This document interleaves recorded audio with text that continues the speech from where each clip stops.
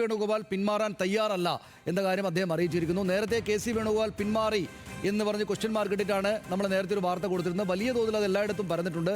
ഈ V D സതീശൻ്റെയും Ramesh ചെന്നിത്തലയുടെയും ക്യാമ്പുകളിൽ നിന്ന് ഇത് വസ്തുതയാണോ എന്ന് ചോദിച്ചിട്ട് കാർഡ് അയച്ച് തന്നിട്ട് ആളുകൾ ചോദിക്കുന്നുണ്ട്. എന്തായാലും അത് ആ നേരത്ത് അങ്ങനെയൊരു വാർത്ത ഉണ്ടായിരുന്നു, അങ്ങനെ ഒരു സൂചന ഉണ്ടായിരുന്നു.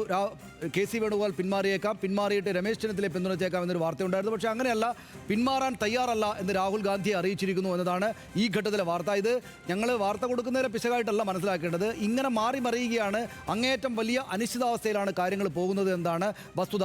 കെ.സി. വേണുഗോപാലും മറ്റു വലിയ പദവികളിലേക്ക് വരികയും അദ്ദേഹം ആ സ്ഥാനത്ത് നിന്ന് മുഖ്യമന്ത്രി സ്ഥാനത്തിൻ്റെ ആവശ്യമില്ല, അല്ലെങ്കിൽ അതിൽ നിന്ന് പിന്മാറാം എന്ന നിലപാട് സ്വീകരിച്ചു എന്നാണ് ഒരു ഘട്ടത്തിൽ പുറത്തു കേട്ടിരുന്നെങ്കിൽ. പക്ഷേ അങ്ങനെയല്ല.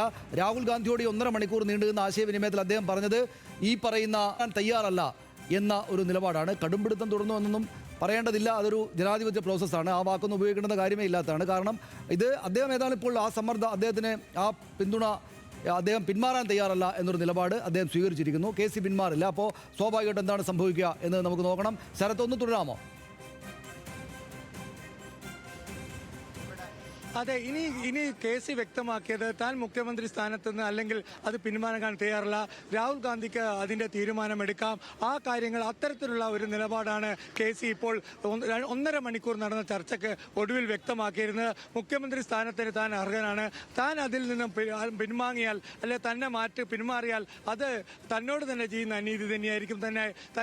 തനിക്ക് വേണ്ടി നിന്ന അല്ലെ പ്രവർത്തകർക്കോട് ചെയ്യുന്ന അനീതിയെ ബാഹ്യ സമ്മർദ്ദത്തിൽ കോൺഗ്രസിന് സ്ഥാനമുണ്ട് എന്നൊരു കാര്യം വരും.